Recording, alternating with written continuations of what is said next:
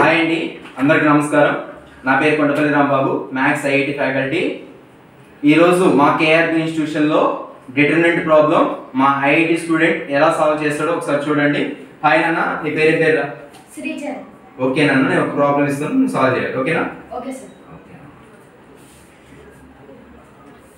Determinant of 2025, 2026, 2027,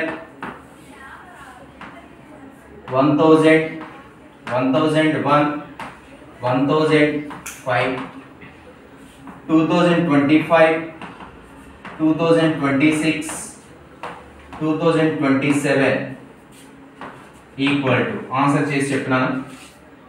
The determinant value is 0, sir. Why? Because when two rows or columns are identical, then the determinant is 0. Okay నాన్న, class కొట్టు.